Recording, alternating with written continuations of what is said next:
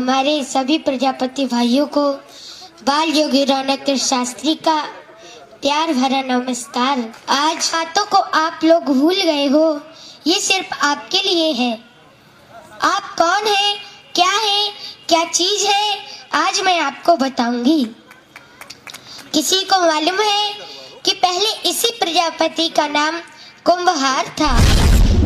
इस प्रजापति का नाम कुंभहार कैसे पड़ा, किसी को मालूम है? मालूम हो तो हाथ उठा दे। किसी को नहीं मालूम? मैं बताती हूँ।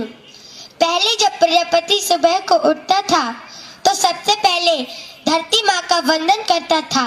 कहता था, हे सूर्य भगवान, हे चंद्रमा भगवान, हे जल देवता, हे वायु देवता, सभी को याद करते हुए कहता था, मुझे धरती की तरह धैर्यवान बनाना और सूर्य की तरह समय का पाबंद बनाना, चंद्रमा की तरह शीतल बनाना और जल और वायु की तरह मैं इस धरती के हर एक जीव के काम आऊं। मुझे ऐसा वरदान दो, मैं सबकी प्यास बुझाऊं, मैं सबके काम आऊं। हे ईश्वर, मुझे ऐसा बनाना। पहले तो ये मांगता था, पहले ये प्रार्थना करता था, और जब भगवान ने इसे इस लायक बना दिया तो इसकी सबसे पहली गलती भगवान का ध्यान ही नहीं रहा है।